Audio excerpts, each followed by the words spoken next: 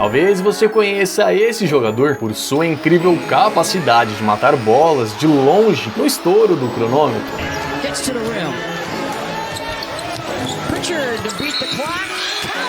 Inclusive nessa ele quebrou o recorde dos playoffs ao acertar uma cesta de mais longe da história das finais da NBA. Mas confia em mim, o valor do armador de 1,85 m de altura vai muito além de suas cestas de longa distância. E hoje vamos entender o porquê o Celtics fez dele a sua arma secreta e por que 25 times deixaram escapar e qual é o segredo por trás do seu sucesso tão inesperado.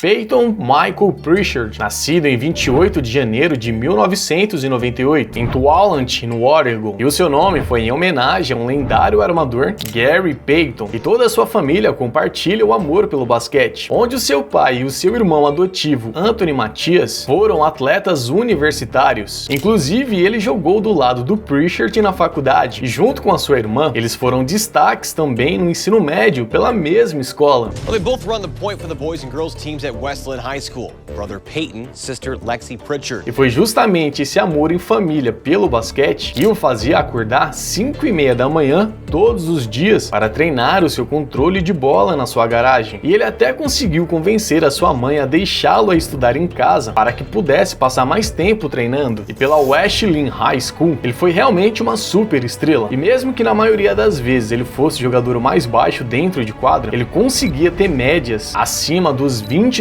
pontos e foi 2 vezes eleito como jogador do ano pelo Oregon em 2014 e em 2015. E apesar de ser um cestinha nato, ele impressionava também pelos seus belos passes, se mostrando muito inteligente e generoso com seus companheiros de time. Fora suas médias de 3,1 roubos de bola por jogo em seu último ano pelo high school, que ele garantiu ser ranqueado como um atleta de 4 estrelas e recebendo ofertas de várias faculdades renomadas. Mas foi com a Universidade de Oregon que ele assinou isso para que ele pudesse continuar próximo de sua família. E o seu primeiro ano na faculdade foi um pouco apagado comparado ao hype que ele tinha no ensino médio, coisa que é normal para os calouros, afinal eles recebem pouca minutagem, mas ainda assim ele conseguiu protagonizar grandes feitos, sendo muito lembrado por essa assistência para o Dillon Brooks contra a SULA de Lonzo Ball.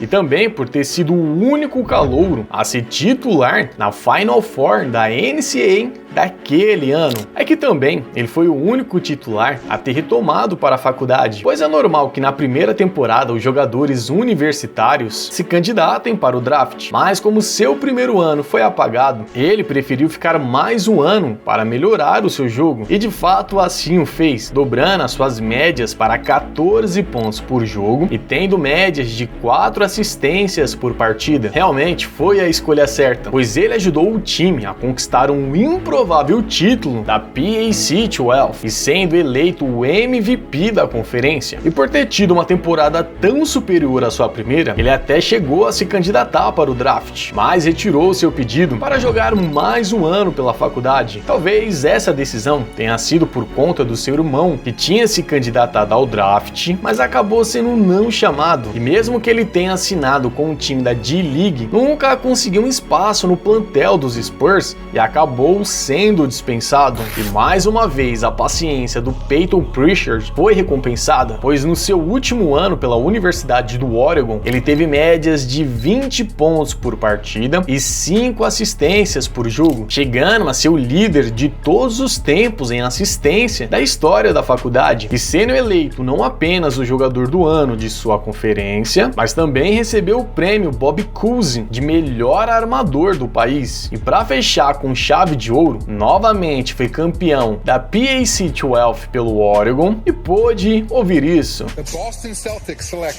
Peyton Pritchard. There's the reaction.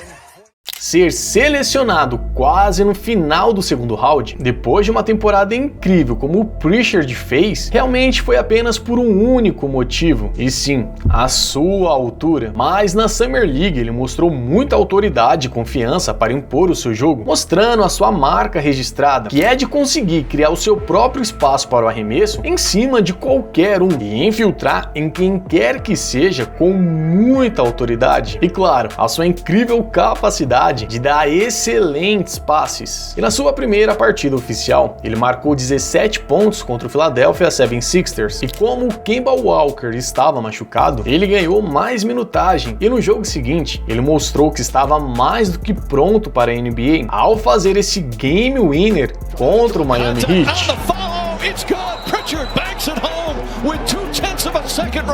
Mas claro que no decorrer da temporada, ele acabou ficando enterrado no banco de reservas, pois já tinha o Marcus Smart, Jeff Teague e o Kemba Walker em sua posição. E nos anos seguintes foi ainda pior, pois chegaram caras como Dennis Schroeder, Derrick White e Mike Brogdon, fora, é claro, o Marcus Smart, que tinha quase como certo seu papel de titular na posição de armador da equipe. E isso fez com que as suas médias caíssem brutalmente, o que reforçava um estigma para quem é selecionado como a 26ª escolha do draft, e é de sempre sumir antes de findar o seu primeiro contrato na liga, como do Nikola Milutinov em 2015, do Furkan Korkmaz em 2016, do Caleb Swanigan em 2017, do Landry Shamet em 2018 e do Dylan Windler em 2019. Inclusive, um olheiro chegou a comentar que ele sumiria da liga no máximo em 3 anos de NBA. E talvez pensando nisso, em 2021-2022, ele pediu para ser trocado, pois não conseguia encontrar seu espaço na equipe. Mas o Celtics não o fez e preferiu dar início a um plano secreto, mantendo na equipe apenas o Drew Holiday e o Derrick White como armadores. E isso, obviamente, o fazia ganhar mais minutagem, saindo de 13 minutos por jogo para 22 minutos por partida e, consequentemente, aumentando as suas médias de pontos também. Mas para que isso desse certo,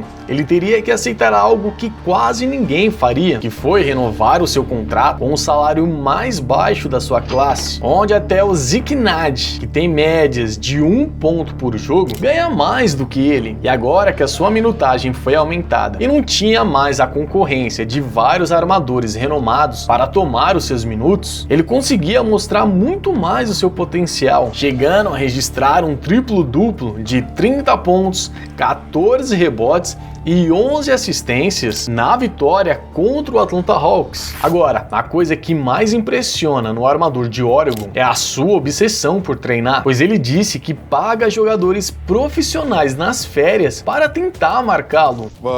So I would hire like 2 to 3 people at least to come and guard, and they'd be either D1 kids or like I have a couple friends that play professional overseas at a high level, and they're all different heights and different types of positions. E não para por aí, pois a sua namorada já o filmou jogando um X1 contra um fã durante as viagens dos playoffs de 2023 e 2024, o que mostra que o seu amor pelo basquete é puro e verdadeiro, pois em qualquer ocasião ele só quer jogar. E falando em playoffs, foi quando começamos a entender o plano sujo do Celtics, pois ele estava pagando um jogador quase de nível All-Star com o salário de um calouro. E mesmo que a sua minutagem tenha caído na pós-temporada, ele agiu como uma peça-chave para a segunda unidade do Celtics, dando mais profundidade e liderando o time, pois a sua capacidade de pontuar realmente é inquestionável, mas ele consegue cadenciar bem o jogo e criar bons passes para os seus companheiros de time, o que acaba o tornando amplamente letal. E a sua confiança foi algo que realmente impactou os fãs e principalmente o time do Dallas nas finais da NBA, pois ao matar essa bola de 3 pontos na ida para o último quarto, aumentou drasticamente a moral do time, e no jogo 5 ele simplesmente fez essa cesta.